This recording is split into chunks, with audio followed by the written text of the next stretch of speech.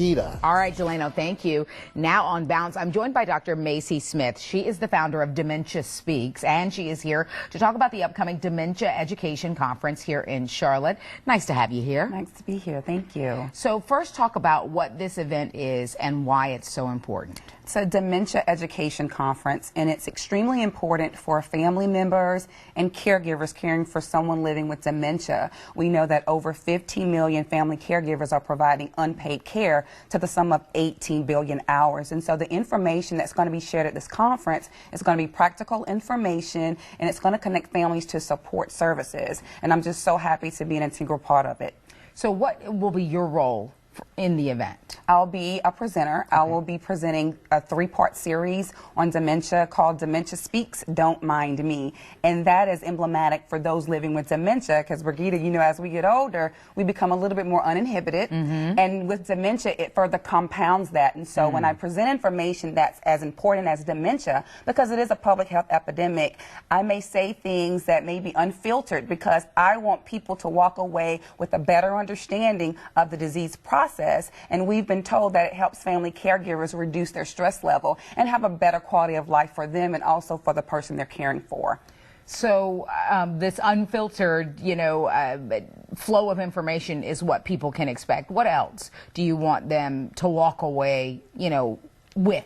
They're going to learn that dementia is an umbrella term. Alzheimer's disease is only one type of dementia. We're going to learn some what we call pseudo-dementias. Some of the dementia symptoms are caused by urinary tract infection or vitamin deficiency or high blood pressure. They're also going to learn about different strategies and tips that they can provide at home as opposed to using medication because medication does not treat the disease. And so we know that there's a lot of stress that goes along with managing the care of someone living with dementia. So they're going to take away real practical tips that they can use that day. That's our goal.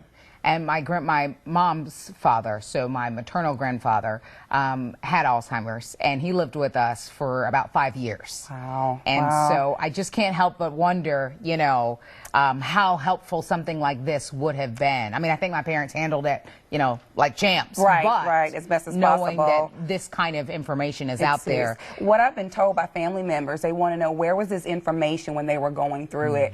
Brigida, something as simply as lowering your voice, speaking slowly, speaking in front of the person where they can actually see you, making sure it's enough light so that way they can see, reducing the shadows in the house so that way they don't think someone is in there out to get them, and better understanding that they're more concrete thinkers, not speaking global but being very specific and matter of fact, such as sit here as opposed to sit, because they may just sit and sit on the floor. And so we learn how to effectively communicate with those living with dementia, and it does impact positively the caregiver and the person living with dementia, and that ultimately drives down medical costs. Yeah.